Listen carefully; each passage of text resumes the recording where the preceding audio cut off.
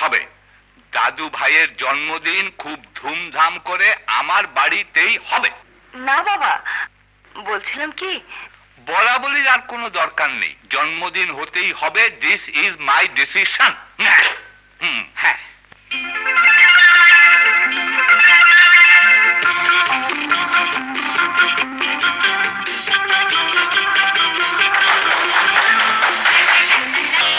জন্মদিন হবে কি হবে না সেটা আমার ব্যক্তিগত ব্যাপার। আমার ছেলের জন্মদিন এ বাড়িতে হবে না বলেই যে ও বাড়িতে হবে, এটা আমি সহজভাবে মেনে নিতে পারছি না। তাতে কি হয়েছে? দাদু ভাইকে নিয়ে আমার যেমন আনন্দ করতে ইচ্ছে করে, তেমনি বেআই সাহেব যদি দাদু ভাইকে নিয়ে আনন্দ করতে চায়, তাতে তার অন্যায় কোথায়? যে আনন্দ অভাব অনটনের সংসারকে উপহাস করে, যে আনন্দ মায়ের অসুস্থতাকে উপেক্ষা করে, সেই আনন্দে তুমি কোনো অন্যায় খুঁজে না পেলেও আমি অন্যায় বলে মনে করব।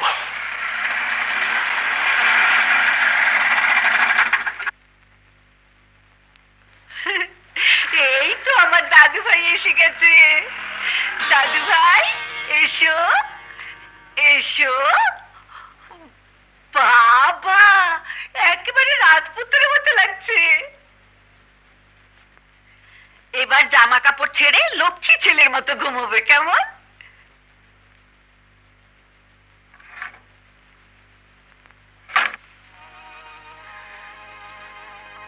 কখন এলে? দেখো, মানে তুমি যাবার পর বাবা এমন জোর করে ধরলেন যে আমি না করতে পারিনি। তুমি কিছু মনে করো না। না, মনে করার কি আছে? ঐশ্বর্যের প্রতিপত্তির সামনে গরিব মানুষদের মনের কি দাম আছে বলো? এটা কিন্তু রাগের কথা হলো। তবুও বলি, একবার গিয়ে ছেলেকে আশীর্বাদও তো করে আসতে পারতে। ছেলে যখন বড়লোক দাদুর আশীর্বাদ পেয়েছে, তখন গরিব বাবার আশীর্বাদের কোনো প্রয়োজন আছে কি? স্পষ্টভাবে বললেই তো পারো, তুমি ঐশ্বর্যকে ঘৃণা করো বলেই আমাদের বাড়িতে যাওনি। মিথ্যার আশ্রয় নিয়ে এই সত্যকে কেন গোপন করছো? নিষ্ঠুর সত্যকে অনেকে সহ্য করতে পারে না, তাই। সত্যকে মেনে নেবার মতো সৎ সাহসটুকু আমার আছে। বলো, কি বলতে চাও? যদি বলি নয়নের জন্মদিনের অজুহাতে বাপের টাকায় বিলাসিতায় গা ভাসাতে গিয়েছিলে, যদি বলি নয়নের জন্মদিনের অজুহাতে আমার দারিদ্রতাকে বিদ্রুপ করতে গিয়েছিলে, যদি বলি নয়নের জন্মদিনের অজুহাতে বাপের বাড়িতে কিছু ভালো মন্দ খেতে গিয়েছিলে, যা জোগাড় করার যোগ্যতা আমার নেই। ফাইসাল, তুমি এত নীচ, এত ছোট। নিজ আমি নই, তুমি। ছোট আমি নই, তুমি। সেদিন অসুস্থ মাকে রেখে বাবার অসুখের মিথ্যে অজুহাতে বাপের বাড়িতে যাওনি তুমি?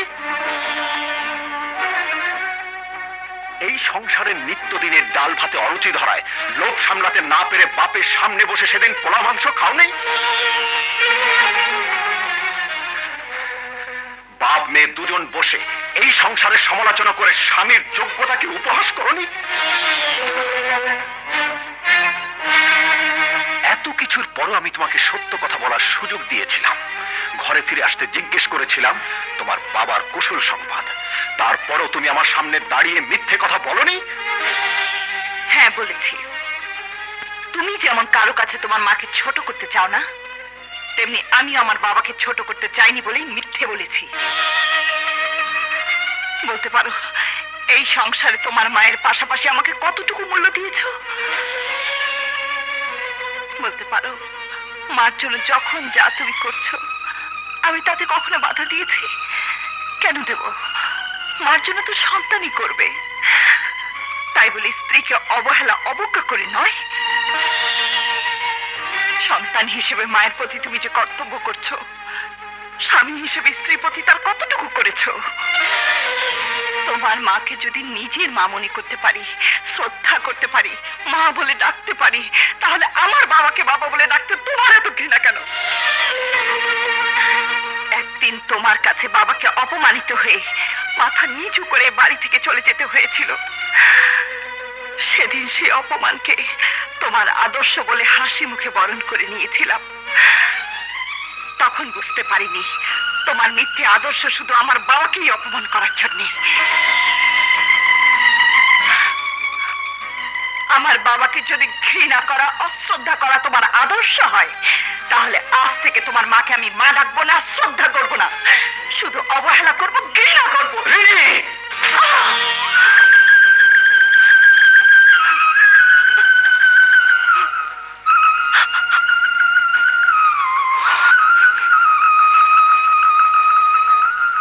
আমার মাকে যে অশ্রদ্ধা করবে, অবহেলা করবে, ঘৃণা করবে, তার স্থানে বাড়িতে কোনো দিন হবে না।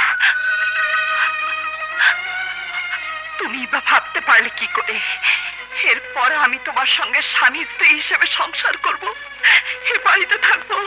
খোকা, এ কি করলি তুই? ঘরের লক্ষ্মীর গায়ে হাত তুললি?